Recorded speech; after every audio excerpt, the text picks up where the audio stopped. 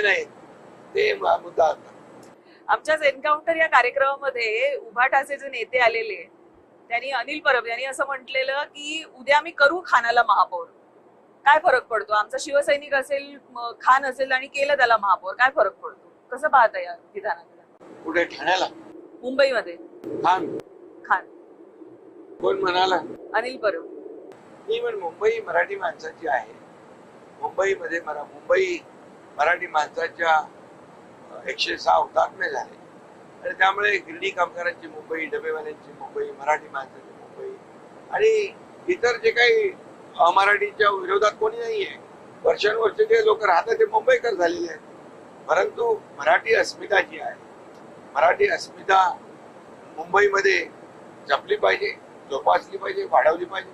हिंदुहृदय सम्राट बाळासाहेब ठाकरे यांनी शिवसेनेचा जन्म मुळात मराठी माणसाच्या न्याय हक्कासाठी केला आणि म्हणून हीच भूमिका आमची आहे, तशी भाजपची आहे, महायुतीची आहे. त्यामुळे महायुतीचा महापौर हा मराठीच होईल. बिलकुल 100%. 100%. पण तुम्ही आज शिवसेना इतकी जवळून पाहिलेली आहे, बाळासाहेबांच्या कारकिर्दीमध्ये देखील फार जवळून बाळासाहेबांबरोबर आपण काम केलेलं आहे. जेव्हा आज उबाठाचा नेता असं जर म्हणत असेल कोणी की आम्ही खानाला महापौर करू, तर हे दुर्दैव आहे. बघा, आम्ही कुठल्याही धर्माच्या विरोधामध्ये नाही, कुठे जातीपातीच्या विरोधात नाही. जे आपले जे देशभक्त आहेत, जे मुंबईवर प्रेम करतात, जे महाराष्ट्रावर प्रेम करतात, जे देशावर प्रेम करतात, ते आमचे आहेत. परंतु शेवटी मुंबई मुंबई आहे. मुंबई ही मराठी माणसाची आहे. मुंबईकर जे आता जे वक्तव्य असं करतायत, हा मुंबईकर मुंबईच्या बाहेर फेकला का गेला? वसई, विरार, नाला सोपाऱ्याला का गेला? इकडे बदलापूर, अंबरनाथच्या पलीकडे का गेला? याला कारणीभूत कोण? कुणाची सत्ता मुंबईमध्ये इतके वर्ष होती? कोण राज्य करत होतं? मग त्यांनी काय केलं? या मुंबईकरांना आम्ही मुंबई पुन्हा आणण्याचं काम करतोय. क्लस्टरच्या माध्यमातून, SRA च्या माध्यमातून, रिडेव्हलपमेंटच्या माध्यमातून. आणि म्हणून सर्वांसाठी घरं, हाऊसिंग फॉर ऑल, जसं प्रधानमंत्री मोदयांचं आवास योजना आहे त्याच्या माध्यमातून आणि जी SRA मुंबईमध्ये आहे, म्हाडाच्या इमारती आहेत, एक क्लस्टर डेव्हलपमेंटच्या माध्यमातून, एक सुनियोजित शहराचं या क्लस्टरच्या माध्यमातून पुनर्विकास होणार. आणि म्हणून सर्वांना घरं मिळाली पाहिजे. म्हणून आम्ही किती निर्णय घेतले. ओसी दिल्या 20,000 इमारतींना, पागडी मुक्त मुंबई, 13,000 इमारतीमध्ये पागडीने लोक राहत आहेत. पण आम्ही कुणावर अन्याय केला नाही. मालकाचा हक्क त्याला देतोय आणि भाडेकरू आहेत त्यांना परमनंट मालक करतोय. हे का? हे कधी केलं कोणी? सर्व रिडेव्हलपमेंटचे अडथळे दूर केले, फनेल झोनचे अडथळे दूर केले. कारण त्याचं डिमांड घरांचं आहे, तसं त्याची निर्मिती देखील आवश्यक आहे. म्हणजे डिमांड आणि सप्लाय जो आहे याच्यात विसंगती होती, ती आम्ही मोठ्या प्रमाणावर घरांची निर्मिती, लाखो घरांची निर्मिती करतो. कारण बाळासाहेबांचं देखील स्वप्न होतं 40 लाख लोकांना मोफत घरं द्या. तर लोकांनी थट्टा केली. पण जे सांगतात बाळासाहेबांचा वारसा, त्यांनी काय केले? एकतरी घर बांधले. आम्ही 12,000 गिरणी कामगारांना घरं दिली. आता 1,10,000 मातोश्री 2 उभं राहिलं. मग तेच ना, माड्यांवर माड्या झाल्या आणि झोपडीतला माणूस झोपडीत राहिला, असं झालं. म्हणून त्या झोपडीतल्या माणसाला आम्ही त्याच्या हक्काचं घर देणार, मोठं घर देणार आणि कायमचं घर देणार. हा फरक आहे. म्हणजे आम्ही बंगल्यावर बंगले बांधायचे आणि गरिबांनी त्या कितपत त्या झोपडीमध्ये पडायचं. गटारांची लाईन, शौचालयांची लाईन, हे सगळं जे आहे अगदी अतिशय दुरावस्था असलेल्या ठिकाणी त्यांनी राहायचं. असं कसं काय होणार? ते आम्हाला मान्य नाही.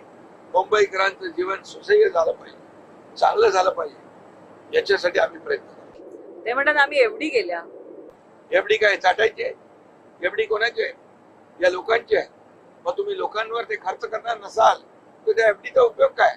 तुम्ही खड्ड्यातला प्रवास लोकांना देत असाल, लोक त्या खड्ड्यात मरत असतील, अपघात होत असतील, तुमच्या एफडीचा उपयोग काय? मी मुख्यमंत्री झाल्यानंतर पहिल्यांदा ताबडतोब निर्णय घेतला. देवेंद्रजी, आम्ही चहलला बोलवलं. आम्ही म्हणालो खड्डे मुक्त मुंबई पाहिजे आम्हाला. आणि 2 फेज मध्ये कॉन्क्रीटचे रस्ते काम सुरू झालं. मे महिन्यामध्ये मोठ्या प्रमाणामध्ये काही रस्ते कंप्लीट होत आहेत आणि या डिसेंबर मध्ये मुंबई खड्डे मुक्त होईल. का केली नाही? का मुंबईला लोकांना खड्ड्यातून प्रवास करायला लावला? का त्यांचे बळी घेतले? याचं उत्तर दिलं पाहिजे. अनेक ठिकाणी आणि या रिपेअरिंग मधून दरवर्षीच्या डांबराच्या रिपेअरिंग डांबरा काळ्यातून पांढरं पांढऱ्यातून काळं पैसे कमवायचा धंदा कोणी केला? असं म्हटलं जातं की काही कॉन्ट्रॅक्टर ज्यांनी असा रस्ता बांधला की ज्याच्यावर काही काळ खड्डा पडला नाही, त्या कॉन्ट्रॅक्टरलाच ब्लॅकलिस्ट केलं. यांना मराठी मराठी म्हणतात. एक तरी कॉन्ट्रॅक्टर मराठी दिसला यांना? त्या मिठी नदीच्या गाळा काढण्यामध्ये दिनू मोर्या दिसला, दिनेश मोरे नाहीच. काय मराठी मराठी काय? ते 10% आम्ही तो निर्णय होता की इंजिनियर जे आहेत त्यांना काम देण्याचा, तो निर्णय रद्द कोणी केला? मग मराठी माणसाच्या मुळावर कोण उठलं? निवडणुका आल्या की मराठी माणूस, निवडणुका आल्या की मुंबई महाराष्ट्रापासून तोडणार तेच पालुपत जाऊया. दर वेळेला 2012ला तेच, 2017ला तेच, आताही तेच. मुंबई महाराष्ट्रापासून तोडायची कोणाची हिंमत आहे? आणि मी हे सांगतो, कुणाच्याही 7 पिढ्या खाली आल्या तरी मुंबई महाराष्ट्रापासून वेगळी होऊ शकते. जोपर्यंत चंद्र सूर्य आहे मुंबई महाराष्ट्राचीच आहे आणि राहणार. हे फक्त लोकांचं हे लोकसुद्धी आहे. आता भावनेवर तुम्ही निवडणुका जिंकू शकत नाही. तुम्हाला डेव्हलपमेंटच करावं लागेल, विकासच करावा लागेल, लोकांना सोयी सुविधाच द्याव्या लागतील. भावनेच्या आधारावर तुम्हाला निवडणुका जिंकता येणार नाहीत, हे या निवडणुकीमध्ये सिद्ध होईल. भावनेच्या मुद्द्याला